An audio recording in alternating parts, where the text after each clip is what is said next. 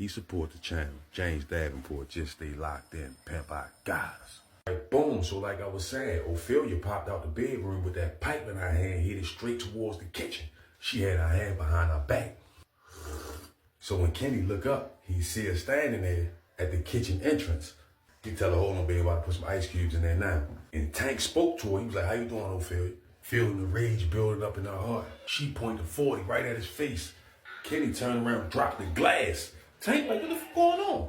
Kenny tried to walk towards her, tell her to calm down. She stuck that motherfucker in his face. Told her back the fuck up. Y'all niggas think I ain't hear what y'all was in here talking about? So Kenny and Tank look at each other like,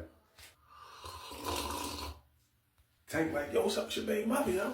Kenny like, babe, calm down, it's a misunderstanding. But Ophelia like, it ain't no motherfucking misunderstanding. Y'all niggas killed my motherfucking family. She reached over onto the kitchen table, grabbed the other cordless house phone, and she tell him, y'all gonna stay right here till the police come. And she went to go dial 911. Standing there with their hands up, feeling desperate.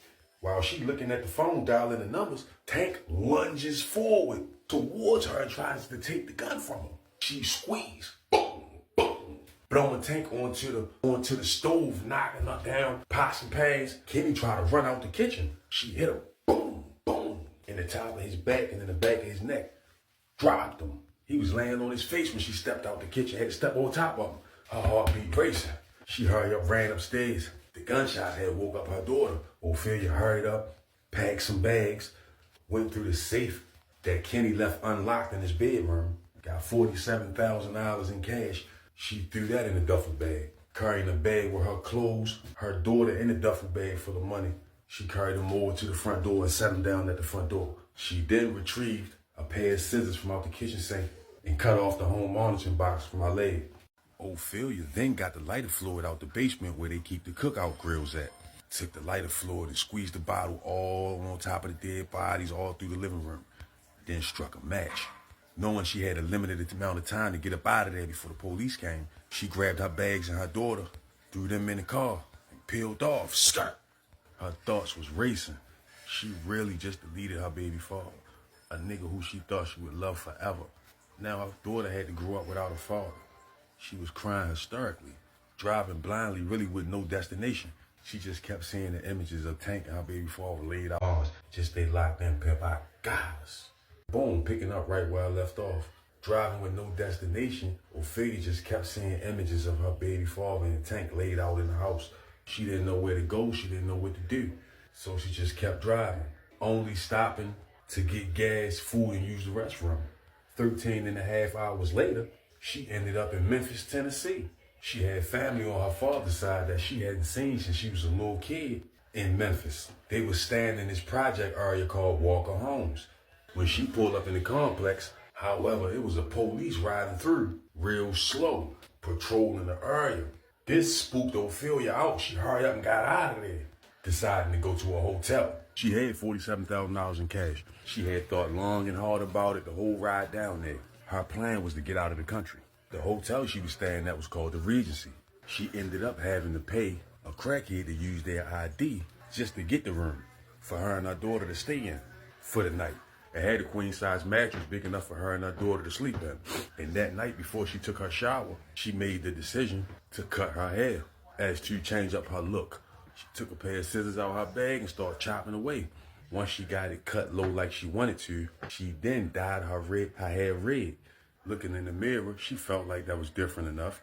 Meanwhile, back in Baltimore City, when the firefighters finally put out Kenny's house, who was engulfed in flames, and they didn't find Ophelia and her daughter amongst all the carnage, but instead they found a melted piece of plastic that used to be her ankle monitor. Her and her daughter was immediately wanted for questioning. So that very next morning, checkout time, she packed up her and her daughter's shit and got out of there. Now, the plan was to find a way out of the country without catching a plane. And she didn't want to go anywhere. Wherever she ended up, it had to be a country that didn't allow the United States to extradite back to the States. And the only place that she knew of was Cuba. And the reason she knew this is because when she was over the city jail the first time, she had read this book called Assata by a female that used to be a part of the Black Panther Party named Assata Shakur. And in this book, The BLA, the Black Liberation Army, stormed the prison and broke her out of the federal prison, where she escaped to Cuba. Ophelia, guys, appreciate you. All right, boom. So like I was saying, the last time Ophelia was over that Baltimore City jail, she had read a book called Assata, who was written by a female in the Black Panther Party named Assata Shakur. The Black Liberation Army had broke Assata Shakur out of federal prison and she escaped to Cuba. Ophelia never forgot this, so Cuba was at the top of her list. So only staying one night in Memphis, her and her daughter hit the road again, and in 3 hours, they was in Miami. Boom, upon arrival, she pulled her usual move. Find somebody down and out that needs some money, use their ID to get a room. Just bless them with a couple of hours. So once Ophelia had the room secured for her and her daughter, she knew she had to get out and move around. Afraid to leave her daughter in the room, she had to take her with her. So what she did was she drove around looking for spots where the Spanish people hung out. And when she spotted this little Spanish restaurant / bar chill out hangout spot, she figured she'd pull in there. Park out the front, get her daughter out the car, and walked in holding her daughter's hands.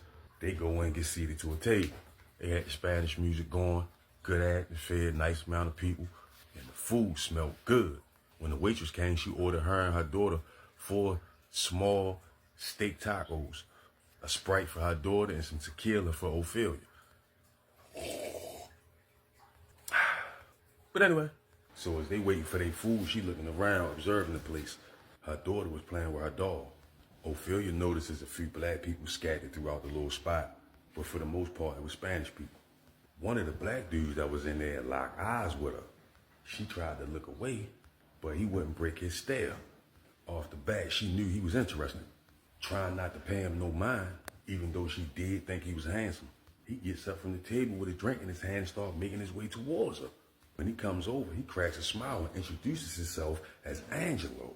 Ophelia was a beautiful girl, and he obviously had intentions on trying to talk to her for some type of date. But what Angelo didn't know was they had 2 different agendas, because Ophelia was there for a whole nother reason. But anyway, her new haircut and that red color just added on to her beauty. Angelo politely asked her if she was single. She told him she was, and he asked could he sit down.